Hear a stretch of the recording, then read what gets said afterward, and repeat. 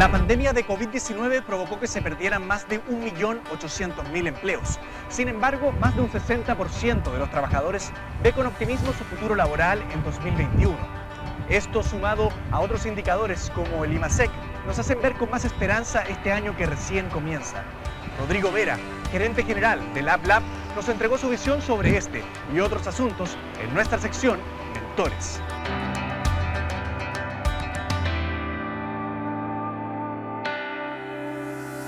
¿Qué significa en términos prácticos que un indicador como el IMASEC sea positivo? En general, desde la definición, es que estamos creciendo comparado con igual mes del año anterior. Y eso es muy positivo, porque el IMASEC no mostraba signos positivos desde que partió la pandemia. Febrero fue el último mes. Por lo tanto, es una buena noticia. Y si uno ve la pendiente o cómo viene el IMASEC recuperándose desde mitad de año, es una tendencia que incluso da algunos signos de esperanza. Ahora, yo tengo dos comentarios respecto a ese indicador. Estuve leyendo la entrevista al ministro Briones y yo soy más de la idea de lo que dice Briones, que hay que tomarlo con mucha cautela, por dos motivos.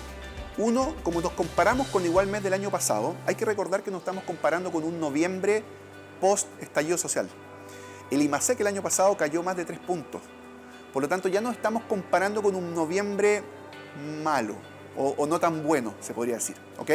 Aún así, si tú sacas ese efecto, igual hay una recuperación, ¿cierto? Y hay una buena tendencia. Si tú comparas con los peores momentos de la pandemia, mayo, junio, julio, por lo tanto, yo creo que hay que mirar obviamente las cifras con optimismo. Y el segundo comentario es que todavía hay mucha incertidumbre. Si tú ves por qué el IMASEC cae y por qué el IMASEC vuelve a recuperarse, tiene que ver con las cuarentenas, tiene que ver con el cierre de los comercios, tiene que ver con la actividad económica en general, con el cierre de la actividad económica. Por lo tanto, desde varios meses que ya hemos visto una reapertura de la actividad económica y eso obviamente se ve no solamente en la mejor actividad misma, sino en el empleo y otras cosas adicionales, pero estamos frente a un potencial rebrote. Por lo tanto, también hay que tener mucho cuidado en cómo el aspecto del COVID podría eventualmente volver a impactar la cifra del IMASEC. Así que yo en ese sentido creo que es una buena noticia. Un IMASEC siempre habla de crecimiento y habla de oportunidades en todo ámbito para empresas, emprendedores y para las personas en general. ¿De qué manera este aumento, aunque sea leve, del IMASEC se ve reflejado en el mercado laboral, sobre todo en la disponibilidad de empleos? Porque como sabemos se perdieron muchos durante la pandemia y durante también el estallido social. Así es, no, son casi 2 millones de empleos en el fondo entre gente que dejó de trabajar y algunos que se perdieron. Se han recuperado un poquito menos de la mitad todavía, o sea, tenemos mucho por salir a recuperar todavía. Pero lo interesante es que la correlación entre el IMASEC y la generación de empleo es casi directa. Cuando tú ves las curvas de las ofertas laborales, nosotros hacemos un estudio sobre ofertas laborales en el mercado y tú ves que tiene la misma tendencia que ha tenido el IMASEC. Una caída que se empieza a mostrar en el mes de marzo por la pandemia, un pic que toca fondo en el mes de mayo y después una gradual recuperación más acelerada desde septiembre en adelante, que es cuando la reapertura del fondo de las cuarentenas y la economía empieza a suceder. En el último mes, de noviembre, en el estudio que hicimos sobre la generación de empleo, vimos un crecimiento también cercano al 20 y tanto por ciento, 26% de las ofertas comparado con el mismo mes del año anterior.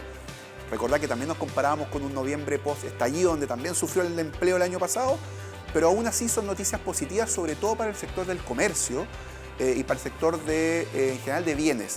Lo que ha pasado también es que los incentivos que tienen las personas hoy día con el retiro del 10% de la AFP ha generado mayor liquidez en los bolsillos de las personas y las personas han salido a comprar algunos bienes y servicios que eventualmente, principalmente bienes, porque los servicios están un poquito más complicados por la movilidad.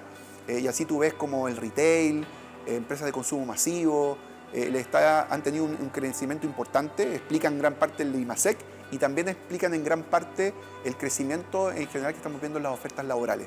Así que mientras el IMASEC sea positivo, es una buena noticia para la generación de empleo también.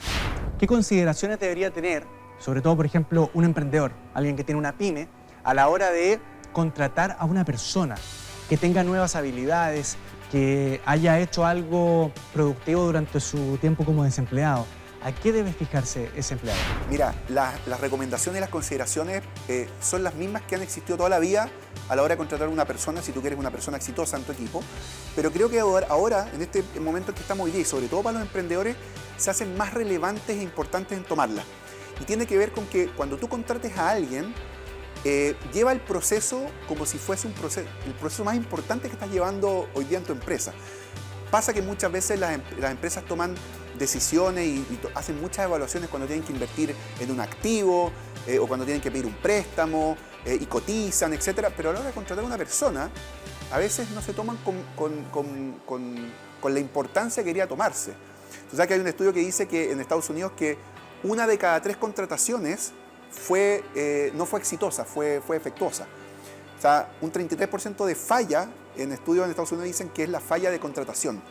Cualquier proceso que tú mides en una empresa que tenga un 33% falla sería como para prender alarma y decir, chuta, aquí hay un problema. Y curiosamente la gente y los emprendedores a veces se apuran porque dicen, chuta, tengo la oportunidad, salgo a contratar rápido, entrevisto a un par de personas, me tincó él, se ve motivado, se ve qué sé yo.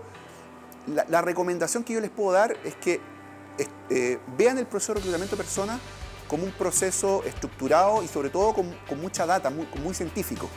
Lo que tú quieres hacer en una entrevista es recopilar la mayor cantidad de información posible de cómo esa persona se va a desempeñar. Y la manera que tú logras entender eso es entendiendo y preguntándole sobre sus desempeños pasados. Entonces mi recomendación es que en las entrevistas pregúntenle sobre sus desafíos en su anterior trabajo, cómo resolvieron problemas, pregúntenle sobre logros concretos y cómo los solucionó, cómo los llevó a cabo. Plantéenle desafíos puntuales y llévenlo a conversación de cómo lo resolvería. Esa es la información que yo les digo que en el fondo traten de levantar, porque de nuevo, el error de contratar a una persona es caro, porque te toma mucho tiempo darte cuenta hasta que de nuevo vuelvas a contratar a la persona adecuada.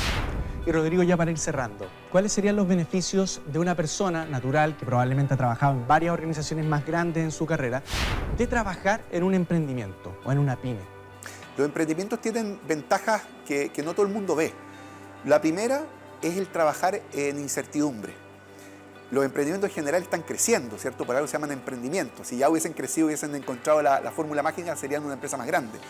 Pero el emprendimiento se ve enfrentado a mucha incertidumbre, duda, tienen que replantear sus estrategias, tienen que estar constantemente haciéndose un espacio en el mercado. Y esa incertidumbre es lo más parecido a lo que el mundo va a haber enfrentado en los próximos 10, 20 años. Si tú ves hoy día los desafíos que estamos viendo hoy día en todas las industrias, desde la industria de las telecomunicaciones, del media, de la televisión, el retail, etc., están todas siendo en el fondo afectadas por una disrupción importante. Esa disrupción, la única manera de solucionarla es obviamente aprendiendo a actuar en incertidumbre. Entonces, yo diría a los que están haciendo sus carreras, les recomiendo, pasen eventualmente por un emprendimiento porque van a aprender primero a trabajar más generalista. Eso es lo otro positivo de trabajar en un emprendimiento, tienes que hacer de todo. Entonces, no te especializas tanto en algo como en las grandes empresas, sino que empiezas a aprender un poco de todo y eso es positivo para la carrera, sobre todo cuando no sabes todavía hacia dónde quieres llevar tu carrera.